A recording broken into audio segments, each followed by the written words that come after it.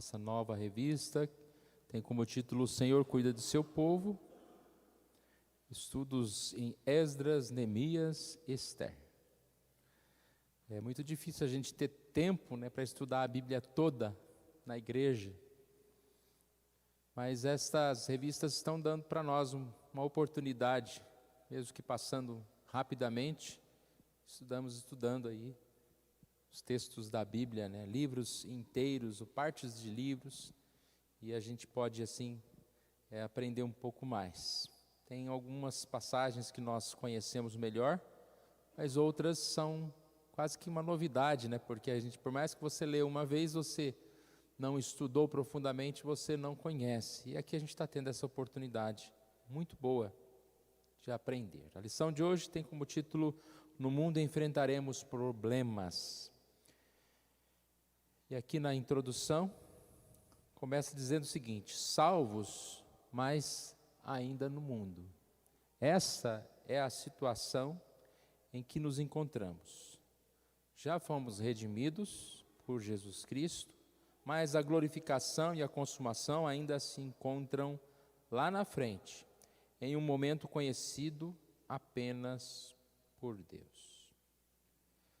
Sempre há essa questão, por mais que a gente repita, mas no mundo a gente vai enfrentar tribulações, problemas, eu creio que cada um de nós vive tentando, digamos assim, colocar as coisas da melhor forma possível, para que a gente chegue a um momento da vida que não tenha problemas. Eu já vou me resolver financeiramente, eu já vou me resolver na questão familiar, já vou me resolver em relação à minha igreja, já vou me resolver em relação à minha alma, ao meu coração. Mas nós sabemos que não é assim. Mas tem gente também que pensa como uma catástrofe, esse mundo não tem jeito, está tudo perdido, eu nunca vou conseguir um trabalho, eu nunca vou conseguir viver bem na família. A questão agora tem que separar, porque tudo é data de validade, Até a Sandy separou, eu tenho que separar e, não, a vida, a igreja, igreja não, nossa, é o pior lugar do mundo. Vocês já viram esse tipo de pessoa? Qual está certo? Nenhuma das duas, porque a vida não é só acertos e a vida não é só erros. A vida não é só tudo maravilha, coraçãozinho, bonzinho, a vida do Instagram, e a vida também não é só aquela vida dos problemas, das brigas, das discussões. E essa questão do ser tudo perfeito, ela é motivada, até mesmo que eu acabei de falar, pelas redes sociais, porque quando você vê aquelas famílias perfeitas, aquela vida perfeita, aquela igreja perfeita, tudo tão perfeito, você fala, está vendo? Todo mundo está perfeito, menos eu. Mas na verdade todo mundo tem as duas questões. Então, se forem te perguntar, a vida está boa ou está ruim? O mundo está bom ou está ruim? Ele está as duas coisas ao mesmo tempo. Ao mesmo tempo que as coisas estão péssimas, que o governo está ruim, que está tudo ruim, que a medicina está acabando, que está tudo morrendo, ao mesmo tempo, tem coisas aparecendo, tem doenças pessoas sendo curadas de doenças impossíveis, tem igrejas crescendo. Vocês estão entendendo a ideia aqui? As duas coisas acontecem. Então a gente viu na semana passada um povo que, por causa de Ciro, rei da Pérsia, pode voltar para a terra, sai do cativeiro, vai lá para aquele lugar abençoado, vai construir o templo, vai congregar, vai adorar. Então acabou. E viveram felizes para sempre. Não, a lição de hoje vai falar que não. Lá encontraram posição, lá tinham pessoas morando, que deram trabalho para eles, e etc, etc, etc. Então, irmãos, nós precisamos e podemos nos animar em relação a estas questões. Nós vamos fazer o seguinte, nós vamos ler o capítulo 1 para estudar o ponto 1. E depois a gente lê o capítulo 2. Só o versículo aqui da introdução. Estas coisas vos tenho dito para que tenhais paz em mim. Oi? Tá, depois a gente volta lá. João 16, 33. Estas coisas vos tenho dito, para que tenhais paz em mim. No mundo passais por aflições, mas tende bom ânimo, eu venci o mundo. O que Jesus nos ensina é para que nós tenhamos paz. Qual paz ele tá oferecendo? A paz diferente do mundo que o mundo a dá. Que paz é essa, irmãos? É a paz da ausência de problemas, preocupações, de dores? Não, é a paz do coração. Essa paz eu não quero não. Queira, ela é muito melhor. Porque você pode ter todos os bens da terra e não ter paz do coração, acabou a vida. Você vai pular de um prédio e se suicidar, no mês do Setembro Amarelo. Queira a paz, é tudo que nós precisamos. Uma pessoa de paz, ela está feliz, ela consegue contornar a situação, ela se alegra indo num restaurante chique lá, ou ela se alegra com um pastel na feira, ou se, até não sei se pastel na feira está caro hoje em dia, mas se alegra de qualquer forma, porque o coração, ele manda, né? Ele transforma a gente.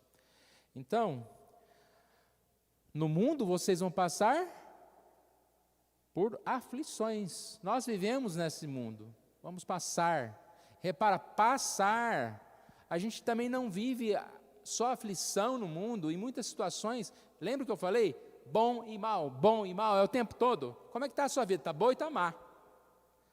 E está sempre bom, porque mesmo quando está mal, eu estou em paz, então está bom. Pode falar, está tudo bem mesmo. Pode sempre falar, está tudo bem.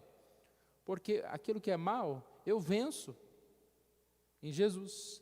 Então, eu vou passar por aflições, mas nós temos paz e temos que ter bom ânimo, porque eu venci o mundo. Está garantida a vitória, está garantida a salvação. Então vamos lá, eu falei errado, é Esdras 3 e 4. Tinha falado errado. É assim mesmo, acontece.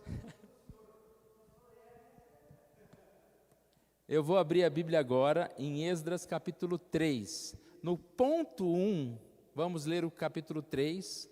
No ponto 2 da lição, vamos ler o capítulo 4. Muita coisa para pensar, menino. Então vamos lá, Gênesis, Esdras, é assim? Esdras, Neemias, Esther, Jô.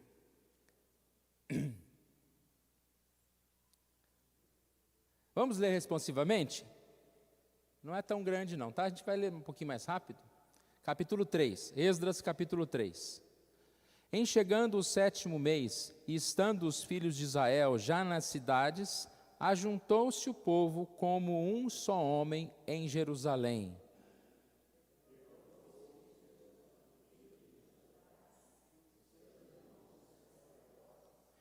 Zorobabel, filho de Sailatiel, e seus irmãos, e edificaram o altar do Deus de Israel, para sobre ele oferecerem holocaustos, como está escrito na lei de Moisés, homem de Deus. Vamos ler juntos.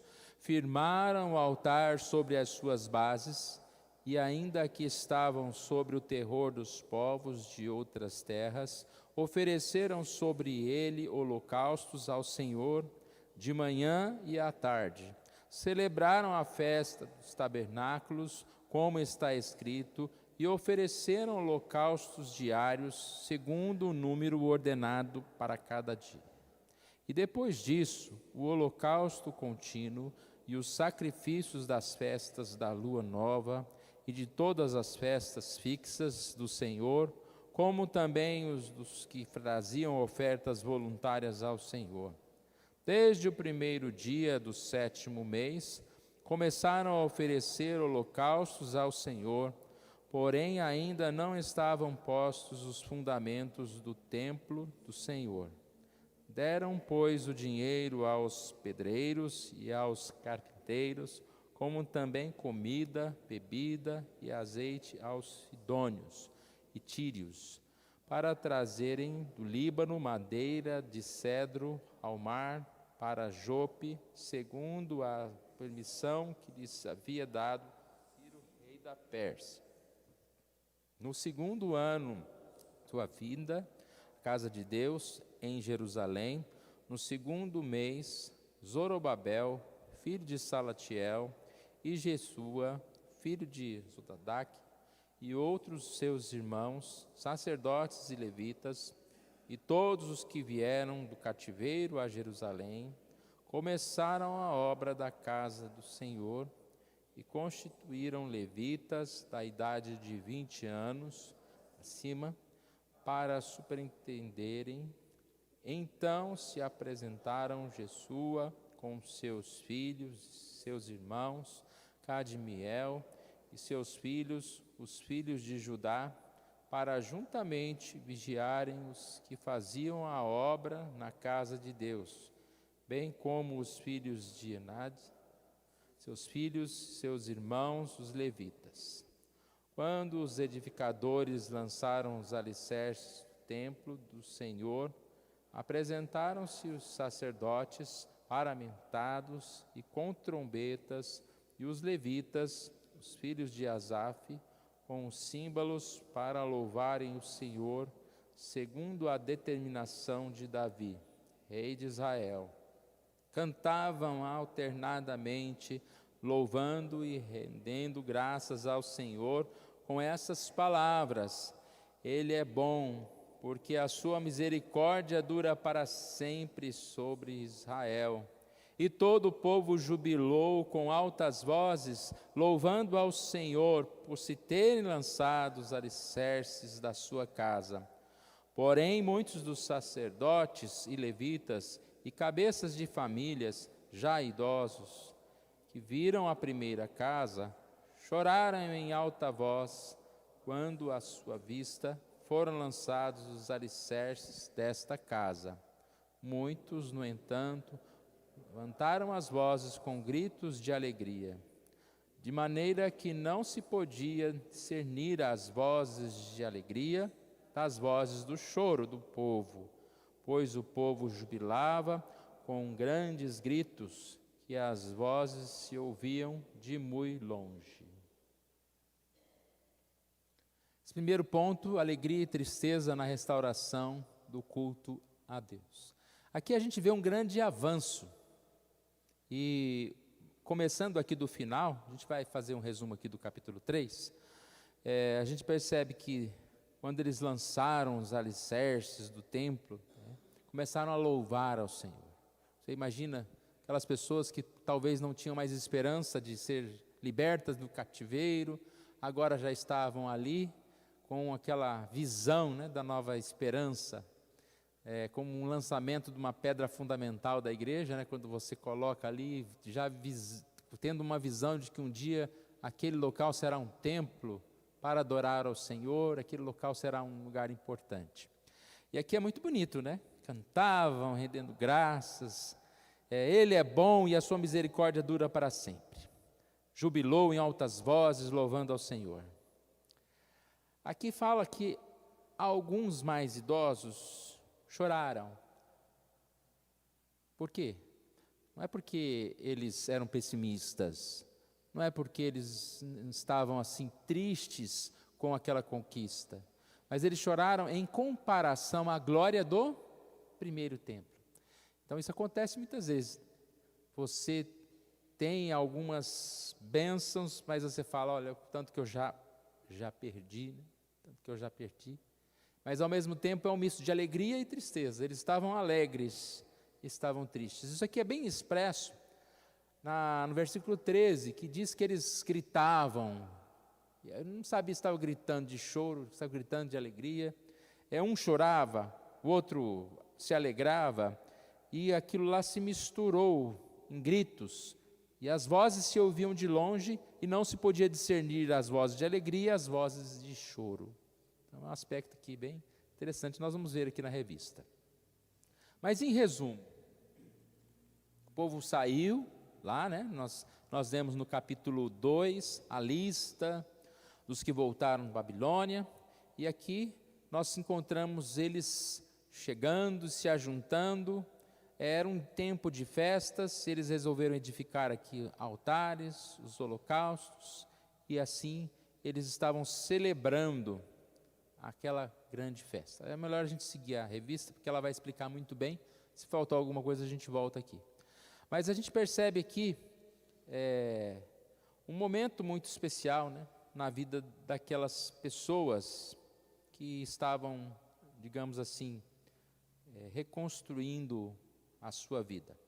Uma coisa que a lição vai falar, e é bom a gente já deixar claro, que a sequência dos capítulos não tem o objetivo de ser cronológico, porque aqui está falando que eles estão festejando o alicerce do templo, e no capítulo 4, fala que foi impedido até de construir as portas da cidade, ou seja, é um dado informativo da oposição que eles sofreram, mas aqui eles já estão um pouco à frente desse momento, tá? A gente não tem aqui uma ordem cronológica em si. Lição ponto 1, alegria e tristeza na restauração do culto a Deus. Aí não pode olhar na sua revista. Uma vez em Jerusalém, e já instalados nas suas cidades, o povo se reuniu em Jerusalém com o objetivo de restaurar o culto ao Senhor, edificando um altar no qual pudesse oferecer holocausto. Então, como a gente estava falando, eles têm um calendário, eles tinham festas, e agora, já que eles estão lá, eles queriam voltar a fazer aquilo que era o costume deles. Levítico 23, 24, aqui diz: descanso solene, memorial com os sonidos de trombetas, santa convocação. O primeiro dia desse mês era um dia, então, de descanso e depois de convocação. Eles vão comemorar aqui o dia da expiação, que é a data mais importante do calendário. Também vão comemorar a festa dos tabernáculos. Quarta-feira nós falamos, quarta-feira passada, em João 7, a festa dos tabernáculos era também uma festa importante, que eles celebravam com algumas encenações, coisas que aconteceram no passado, como o andar pelo deserto, a dureza no deserto, ao mesmo tempo a questão do sustento com a água, com a direção lá. Eles tinham essa festa dos tabernáculos. Aqui diz: celebraram a festa dos tabernáculos, como está escrito, e lhes ofereceram holocaustos diários, segundo o número ordenado para cada dia. Celebraram a festa.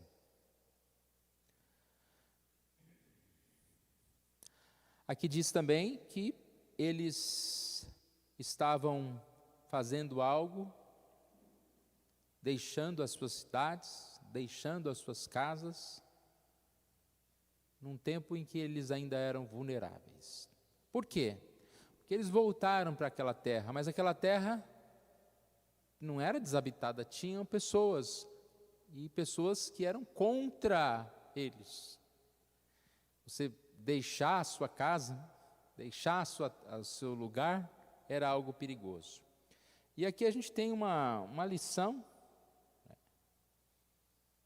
Esses deixaram uma lição para nós, quando se reuniram em Jerusalém, porque eles estavam obedecendo o mandamento do Senhor, não olhando para as dificuldades de cumprir os mandamentos do Senhor.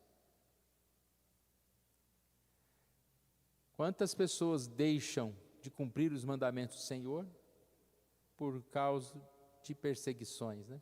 Se a gente estivesse na pandemia até hoje, né? Não vamos mais para a igreja, não, porque se a gente for, a gente vai ser perseguido, né? Ou eu não vou porque eu não quero, eu tenho medo, estou vulnerável, posso pegar uma doença e morrer.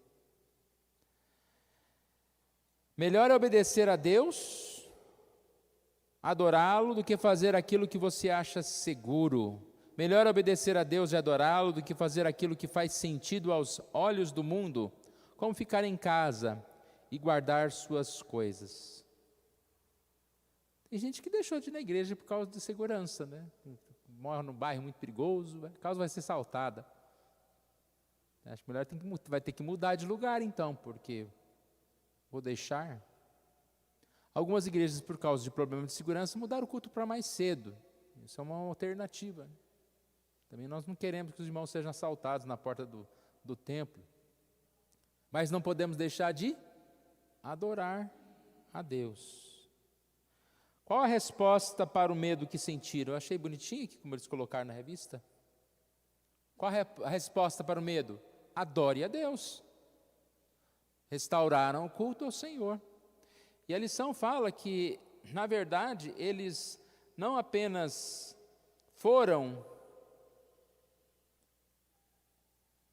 porque venceram o medo, mas foram porque estavam com medo.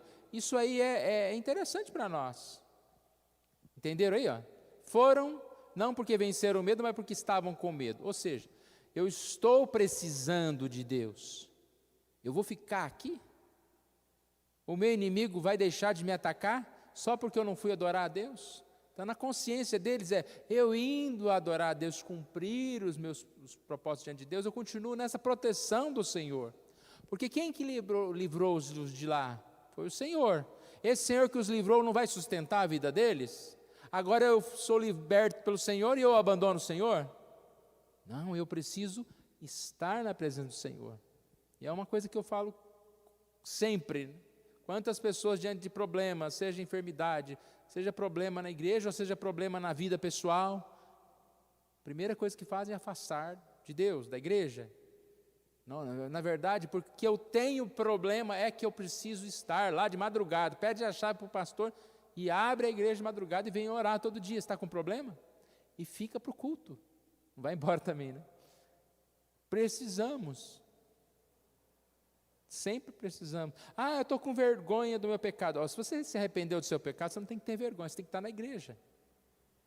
Ninguém aqui está aqui para apontar o seu pecado.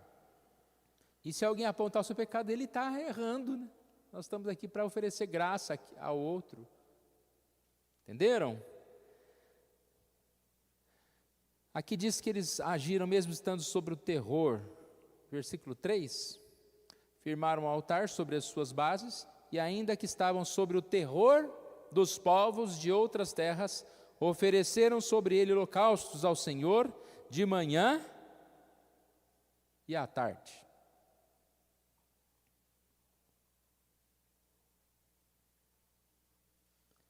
E aí a gente vê o que eu já falei, está aqui na revista, o final do capítulo 3, esta mistura de júbilo, tristeza e alegria que nada mais vem comprovar que a vida vai ser sempre assim, irmãos. Alegria e tristeza. Ao mesmo tempo que nós estamos aqui felizes por uma série de coisas, nós também estamos aqui com as nossas dificuldades, com os problemas, e podemos enfrentar problemas até mesmo na igreja, em relação a alguma coisa, mas nesse misto de alegria e tristeza eu estou firme, adorando ao Senhor. Alguém quer nos ajudar aí nesse ponto 1? Pode, fique à vontade, tem 2 microfones aqui, ó, tá?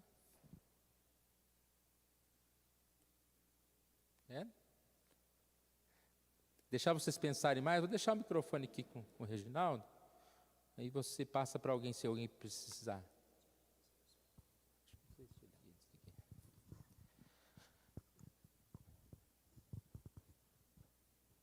Estava falando com as crianças agora de manhã e perguntando para eles quais são os lugares que eles mais gostam de estar, de ir, enfim, de frequentar. E aí surgiu de tudo, surgiu o shopping, surgiu o zoológico, surgiu a praia, surgiu em quase todos. E teve uma criança que falou a igreja. Então a igreja, ela precisa fazer parte da relação de lugares que nós gostamos de estar. E não deixar de congregar, como é o costume de muitos, né? Ponto 2. Oposição incessante e próxima. O capítulo 4, de 1 a 5. Eu vou ler. Ouvindo os adversários de Judá e Benjamim, que os que voltaram do cativeiro edificavam o templo ao Senhor, Deus de Israel, chegaram-se a Zorobabel e aos cabeças de famílias e lhes disseram: deixai-nos edificar convosco, porque como vós, buscaremos a vosso Deus, como também já lhes Camus, desde os dias de Esar-Adom, rei da Síria, que nos fez subir para aqui. Porém, Zorobabel, Jesua e os outros cabeças de famílias lhes responderam: nada tendes conosco na edificação da casa a nosso Deus. Nós mesmos, sozinhos, a edificaremos ao Senhor, Deus de Israel, como nos ordenou Ciro, rei da Pérsia. Aqui há uma citação, né, de um momento em que as pessoas, alguns aqui, resolveram tentar ajudar, e o povo de Deus disse não. Parece até que, porque eles erraram, deviam evangelizar, converter aquelas pessoas ali, né? Mas a ideia não é que eles eram sem religião, eles tinham as suas religiões, e o sincretismo, essa mistura religiosa não é aceita.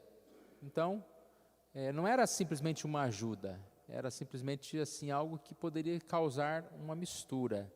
Ele diz: nada tendes conosco na edificação da casa do nosso Deus. E a gente percebe que essa é a questão aqui, tá? Acho que bem claro, né? Não dá para a gente se delongar, mas é isso.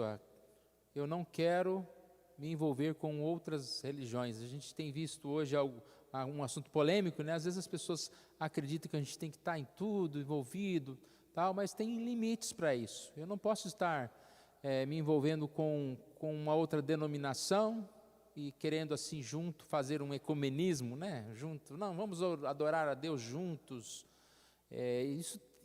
Temos dificuldade, porque nós sabemos que aquela pessoa pensa diferente, muitas vezes um diferente contrário à palavra de Deus. Como eu vou me associar a esta pessoa? Agora, em relação a pessoas do mundo, se as pessoas querem vir para a igreja, querem seguir a palavra como nós estamos ensinando, são sempre bem-vindas e vão chegando aqui, precisamos da ajuda delas também, né? Mas aí há um perigo de você receber ajuda desse estranho aí, tá? E o que aconteceu então? Talvez não só por isso aqui, mas por aquilo que a gente já falou, né? Você está na sua terra aqui, de repente começa a chegar gente para morar aqui, você já olha meio assim, você começa a perseguir, começa a falar mal, né? Você sabia que chegou um povo aí? É um povo estranho, um povo... E começa a falar mal. A mensagem de hoje à noite fala sobre isso, a questão das palavras. E foi o que aconteceu aqui, ó. Eles começaram a falar. No versículo 5 fala: alugaram contra eles conselheiros para frustrarem o seu plano todos os dias.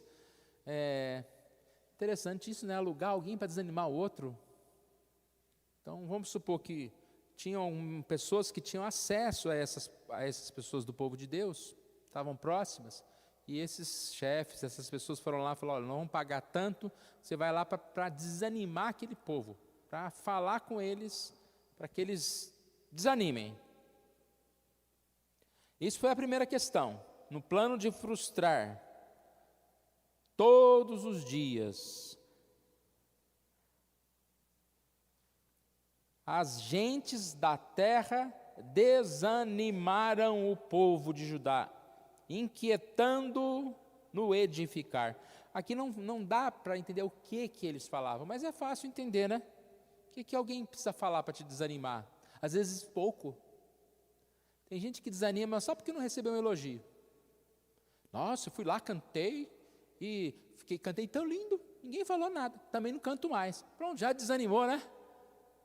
Ou já pensou, você canta achando que está abafando, alguém fala: ó, ruim essa música, hein?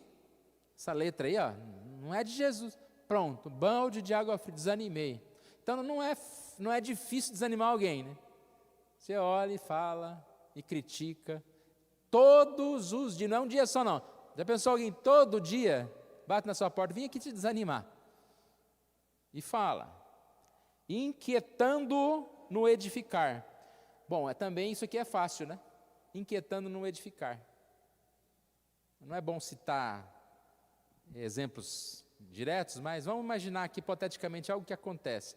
Você resolve edificar uma empresa grande na cidade de Itapeva e faz aquele prédio e tal.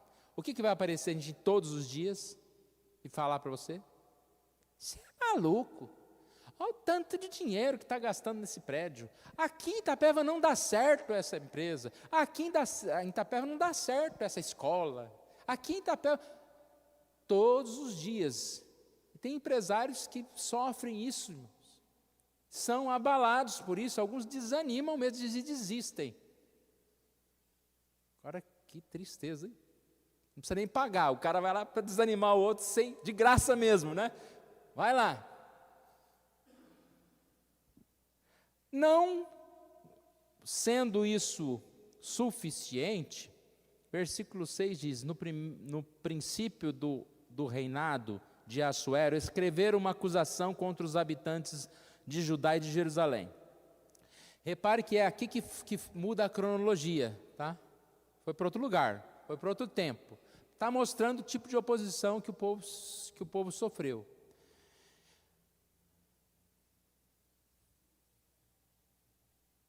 Eu vou ler resumidamente, porque o nosso tempo está começando a passar. Escreveram uma carta, caracteres aramaicos, versículo 11, eis o teor da carta, endereçada ao rei Artaxerxes. Teus servos, os homens da Quém do Eufrates. Final do versículo 12. Eles estão reedificando aquela rebelde e malvada cidade e vão restaurando os seus muros e reparando os seus fundamentos. Olha como que Deus coloca as coisas. Na sua mensagem de hoje à noite é sobre palavras. E olha como que você pode mudar as coisas quando você quer acabar com alguém. Eles estão reedificando aquela rebelde e malvada cidade. Gente, é o povo de Deus aqui. Olha a crítica. E os seus muros, reparando os seus fundamentos. Versículo 13, o final. Olha aí, rei. Vai mexer no teu bolso. Eles não pagarão os direitos, os impostos e os pedágios, e assim causarão prejuízos ao rei. Final do versículo 4, estou dando aviso. Final do versículo 5, aquela cidade foi rebelde e danosa aos reis e às províncias, e que nela tem havido rebeliões. Agora está falando do passado. Sabe quem são esses? Uns rebeldes do passado que se levantaram contra os reis. Levantaram rebeliões. E você nem terá posse das suas terras. A gente está vivendo num tempo hoje, exatamente que as pessoas têm uma visão de uma coisa. E depois que ela tem uma visão de uma coisa, ela tem a argumentação para fundamentar a sua visão. Não é a argumentação que fundamenta o certo ou errado. O certo e o errado eu já sei. Isso é certo, isso é errado. E agora o que eu preciso? Argumentos para combater. Vocês estão vendo como que isso está acontecendo no mundo de hoje? No caso aqui, eu já tenho que esse povo de Deus não presta, não é bom, são maus. Eu preciso da narrativa. Essa palavra está assim, até dói, né? Estou falando muito sobre a narrativa, isso é narrativa. Qual é a narrativa? Preciso levantar, preciso desanimar esse povo, eu preciso levantar argumentos contra esse povo. E a narrativa geralmente ela vem com mentiras. Olha, esse povo aí é um povo mau, é um povo rebelde, é um povo que não vai pagar impostos, é um povo que uma outra vez já fez rebeliões, vai fazer rebeliões contra o rei. Tudo isso é narrativa. Às vezes a gente vive num mundo tão difícil, porque eu estava pensando ontem à noite, por que as pessoas elas são tão convictas de uma verdade, e você não consegue alterar isso, só Deus mesmo, né, mudando o coração de alguém. Coisas tão básicas, tão simples, mas a pessoa tem toda uma construção para achar que elas estão certas. Então, às vezes, não adianta a gente nem argumentar muito, né? Colocar nas mãos de Deus, e pensando no outro, não, comece a pensar em nós, em você mesmo, quantas coisas que a gente tem como certo, que não são certas, mas a gente já tem todas as desculpas, os argumentos para continuar errado, que isso está favorecendo a mim mesmo, a minha vida. Acontece, não? Acontece.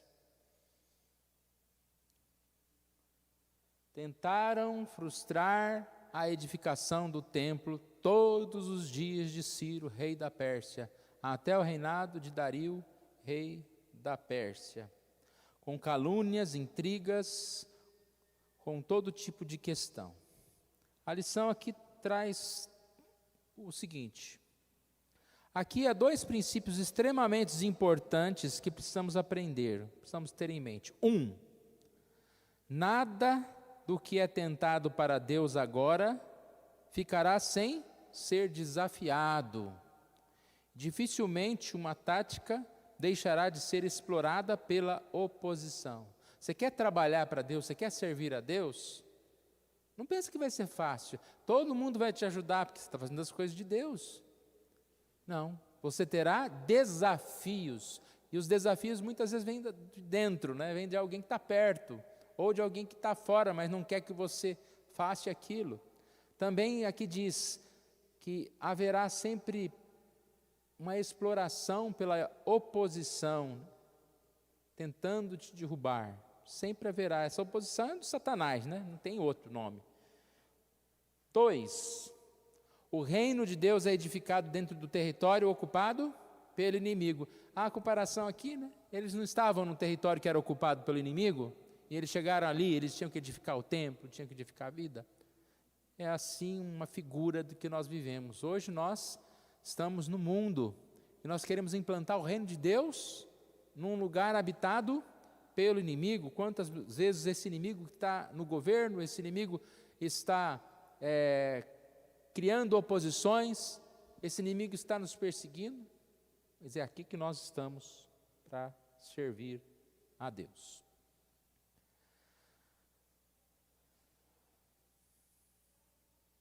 Vamos para o ponto 3, alguém quer falar alguma coisa?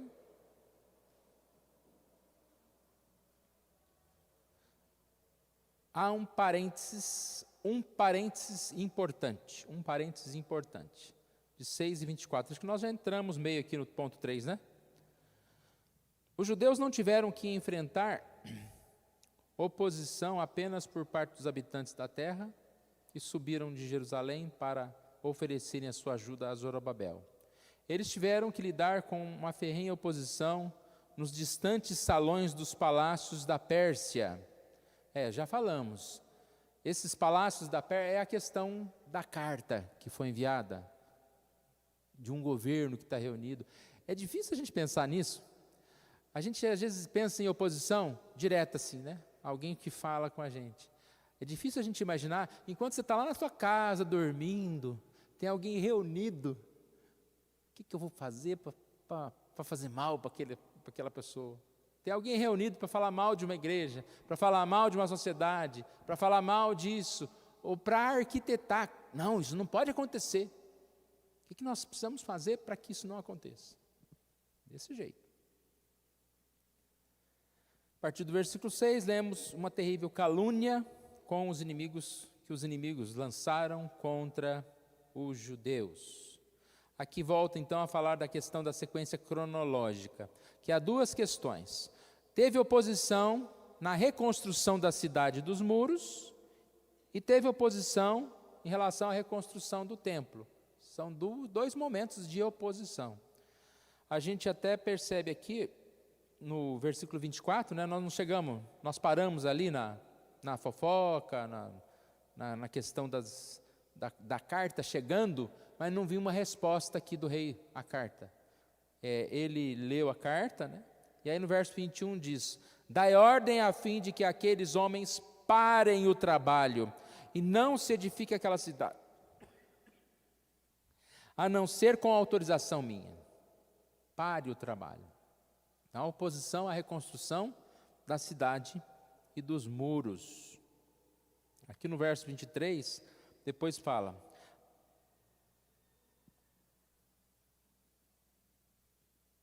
que eles foram cumprir, né? Alegres foram cumprir. Sabe quando há um mandato de interditar um lugar, aqueles agentes vão ferozes ali, né? Vou cumprir. Não, eu tenho mandado, eu tenho poder para fechar vocês.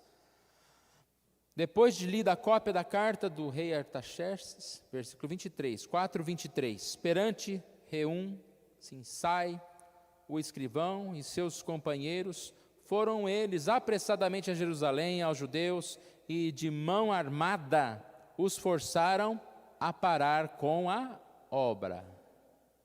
E aqui ele também fala, cessou, pois, a obra da casa de Deus, a qual estava em Jerusalém, e isso até o 2º ano do reinado de Dario, rei da Pérsia. Oposição, irmãos. Acabou tudo? Vamos desistir? Vamos desanimar? Olha como que é a vida. Não é fácil, né? Você dá um passo, depois de repente dá um problema ali, você tem que voltar 3.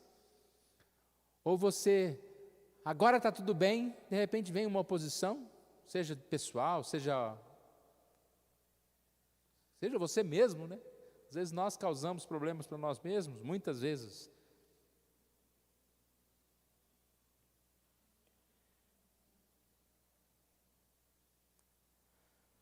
Eles não desistiram. Sabemos que a oposição, ela muitas vezes nos imobiliza por um tempo, mas não é o fim. Aqui diz, parou, como resultado, parou a construção da cidade. Como o povo de Jerusalém sairia dessa situação? O verso 24 diz que cessou a obra. O que deveria ensinar isso? O que isso deveria ensinar ao povo de Deus? A primeira oposição foi vencida pela graça de Deus. A segunda também seria. É mais uma. Qual que é a primeira oposição que eles estão falando aqui? Eles não estavam lá no cativeiro? Era possível eles serem libertos? Não, mas Deus trocou lá, mudou o coração de Ciro e eles foram libertos. Agora eles estão já em processo de continuidade, são interrompidos. Quando a gente é interrompido, a gente olha para Deus mais uma vez, diz o Senhor livrou outras vezes. E eu quero a benção de novo, eu preciso de novo da sua ajuda. Como é bom depender de Deus, porque para o cristão nunca há esse desespero ao fim. Pessoas desesperadas, nós não podemos desesperar, nós podemos dizer, até aqui nos ajudou, mas eu preciso, e quando eu precisar, eu creio que o Senhor vai me ajudar, de novo, mais uma vez.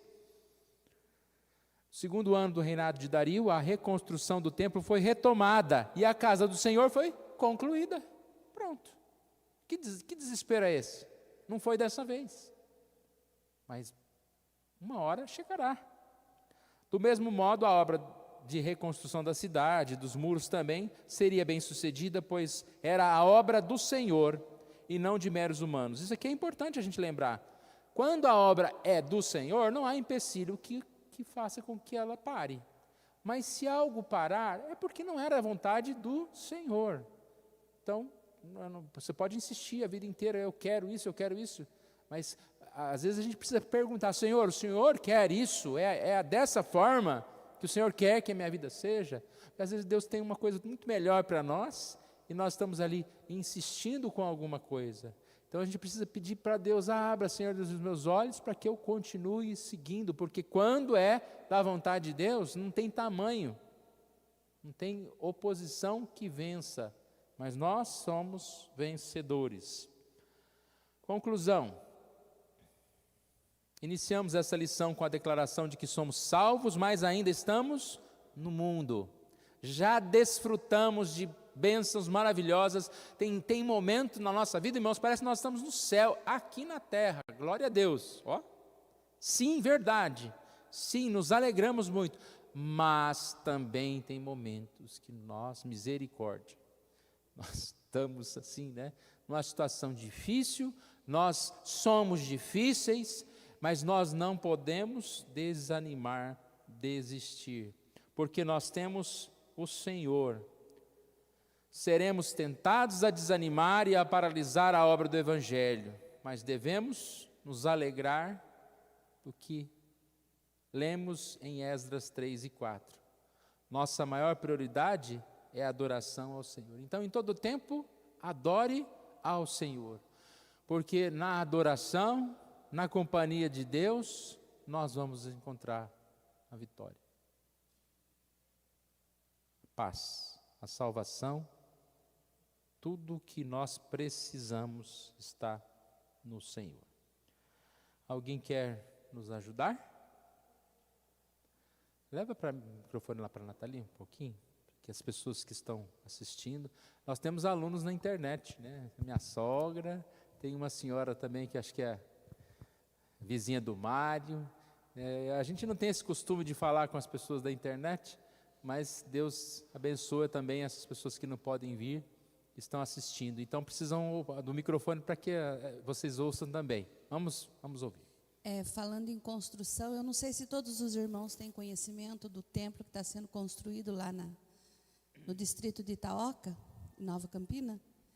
E para quem conhece aquele bairro lá, eu trabalhei lá por 3 anos e meio, um bairro bem difícil, pessoas bastante idólatras. E ontem eu até me emocionei, o Claudinei, não sei se os irmãos viram, postou a foto da construção do Valdinei. Então, eu me emocionei por conhecendo o bairro como é, e agora está um templo, a igreja presbiteriana quase terminado lá. Então, a gente vê a mão de Deus, a ação de Deus, nos conduzindo, até Ele colocou até aqui, nos ajudou o Senhor.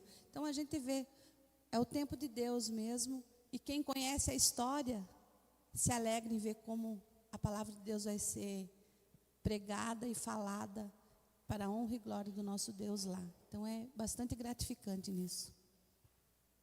Verdade. Meu pastor, uma das coisas que a gente tem que lembrar, diante da situação aqui da reedificação do templo, a reedificação do muro lá em Jerusalém, que retrata a nossa vida de reedificação diária, e nós devemos lembrar, irmãos, embora o nosso adversário está ao nosso lado, o diabo, o nosso maior inimigo, o nosso arqui-inimigo, mas devemos lembrar, irmãos, que o nosso maior inimigo é nós mesmos. Nós mesmos. Hoje de manhã, quando nós estamos pensando em levantar para vir à escola dominical, muitas vezes o diabo não precisa nem falar para você, nossa, que caminha quente, caminha gostosa, ai, que chuvinha boa para dormir no domingo, né? E caiu a chuva bem na hora, olha o sol lá fora agora. O nosso maior inimigo, irmãos, o meu maior inimigo é o Joaquim. Eu sou sincero em dizer, o meu maior inimigo na leitura da Bíblia é o Joaquim. Na hora que eu vou ler a Bíblia lá, não consigo entender a Bíblia, como o senhor falou aí. Nós temos o cronograma de leitura anual da Bíblia, e vai 9 meses para ler o Velho Testamento e 3 meses para ler o Novo Testamento. Daí a gente fala, mas 1 ano para ler a Bíblia? Não, a palavra de Deus manda você ler. Agora, quem vai trazer a interpretação, como fala aqui, como eles tinham o Urim e o Tumim, lá no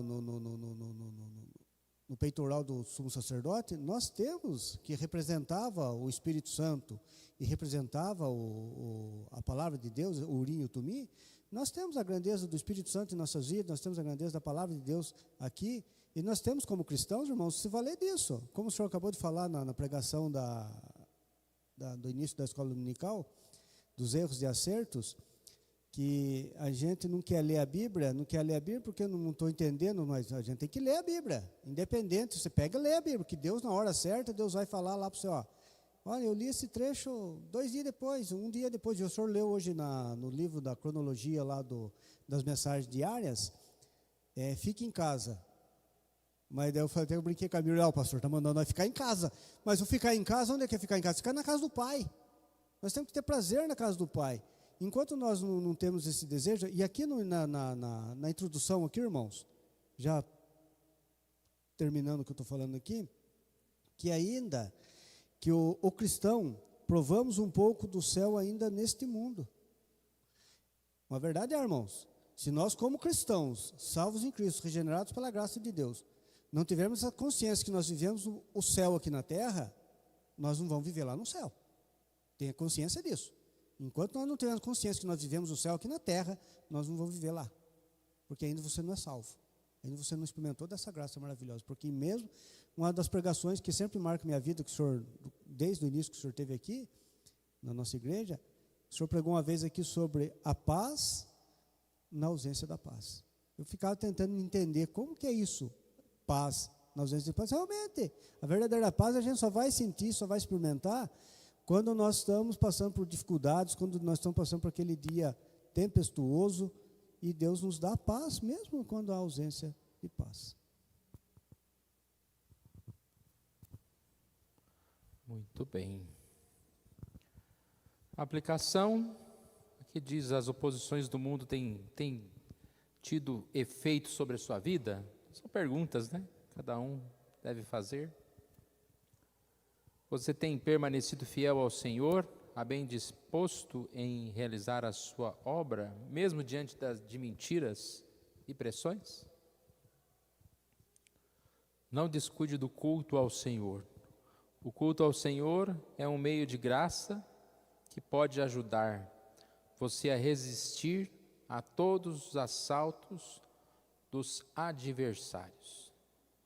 Só para a gente concluir aqui, né, quando a gente deixa de fazer alguma coisa na casa de Deus porque alguém falou, porque sou perseguido, na verdade você estava fazendo para as pessoas, você não estava fazendo para Deus. Porque se você incomodou com pessoas, é porque você estava fazendo para elas, e elas não gostaram, então eu vou parar. Quando a gente faz alguma coisa para Deus, Reginaldo pode vir aqui e falar, não, pastor, você está todo errado. Eu falei, mas não estou fazendo para você, né? Estou fazendo para Deus. Quanto que eu estiver diante da palavra, diante da questão do conselho, a gente precisa seguir. É isso aí, irmãos. Muito bonita, muito boa essa lição, como tem sido as lições da escola dominical. Vamos tomar o nosso tempinho lá em casa para ler, principalmente ler a Bíblia, né? Pensei que não ia dar tempo, até dava tempo de eu ter lido o texto inteiro aqui, mas vamos ler em casa. Vamos cantar aquele hino, Não Desanimes, Deus Proverá.